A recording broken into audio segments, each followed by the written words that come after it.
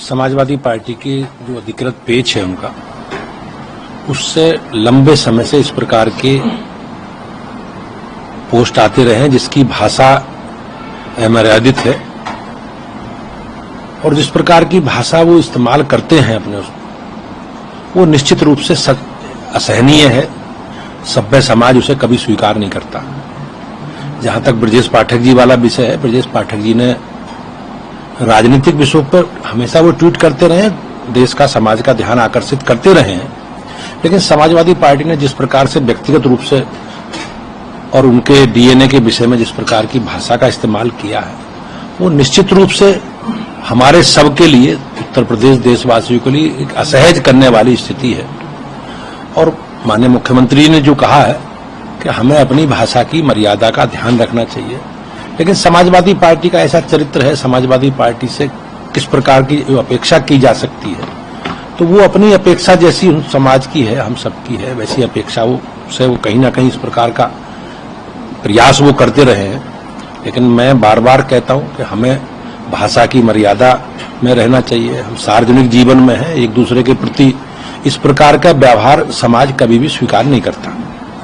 Sir, अभी account पे post किया है, खाली बैठे लोग बात आगे बढ़ाते हैं, काम करने वाले आगे बढ़ जाते हैं। बिना ब्रजेश पाठक का नाम लिए तो कि कहा कि आप अपने परिपक्व बनिए, अपनी बातों को आगे रखिए और अपने विभाग को आगे बढ़ाइए, ना कि ये। और जिस सरकार जो अभी की सत्ताधीश है, ना वो आपके समाज को और ना ही आपको भाते हैं, इसलिए आप अपना मामला तय करिए, क्योंकि आपके समाज को आज के सत्ताधीश नहीं मानते हैं।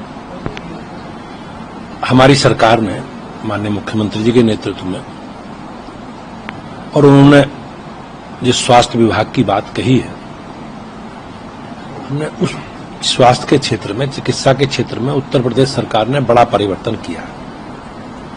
आज से 8 साल पहले कितने मेडिकल कॉलेज उत्तर प्रदेश में थे, आज कितने मेडिकल कॉलेज हैं। और चाहे डिस्ट्रिक्ट हॉस्पिटल हो या पीएचसी हो, सीएचसी हो, स्वास्थ्य के क्षेत्र में सरकार ने, चाहे कोरोना से जुड़ी वैश्विक महामारी हो, हमारी सरकार ने बहुत अच्छा प्रदर्शन स्वास्थ्य विभाग ने किया है। और माननीय मुख्यमंत्री जी के नेतृत्व में सभी विभागों ने, हमारी सरकार ने, जो हमारे संकल्प है, आप भाजपा के घोषणा पत्रों को उठा के देखो, हमने उन सारे विषयों पर माननीय मुख्यमंत्री जी के नेतृत्व में उन सब विषयों को पूरा किया। चाहे बिजली हो, पानी हो, सड़क हो, शिक्षा हो, स्वास्थ्य हो, सुरक्षा हो। अखिलेश जी को अपनी सरकारों के, अपने कालखंड के जब समाजवादी पार्टी को राज्य का नेतृत्व करने का अवसर मिला है, तो उनकी भी जरा समीक्षा करनी चाहिए, किस प्रकार की परिस्थिति का निर्माण उन्होंने कराया है। आप जानते हैं कि किस प्रकार से आतंकवादियों के साथ समाजवादी पार्टी खड़ी रहती थी, रोज दंगे होते थे, आतंकवादियों के मुकदमे वापस होते थे, किस प्रकार से माननीय न्यायालय की सजगता के कारण वो मुकदमे वापस नहीं हो पाए और बाद में उन आतंकवादियों को सजा हुई है। तो ये समाजवादी पार्टी का चरित्र है और उन सब विषयों से सरकार, समाजवादी पार्टी ध्यान भटकाना चाहती है। समाज की बार बार बात कर, हम लोग सामाजिक समरसता की बात करते हैं, सामाजिक सद्भाव की बात करते हैं, और हमारी सरकारों में, सरकार की कामकाज में, हमारी सरकार की जो लाभार्थी परक योजनाएं हैं जितनी, उसमें इस प्रकार की सामाजिक विषय की हम लोग चर्चा नहीं करते। हमारे में कोई प्रदर्शित भी नहीं होता। लेकिन जो जिस प्रकार से उन्होंने ब्रजेश पाठक जी को लांछित किया है, और वो उनका स्वभाव है।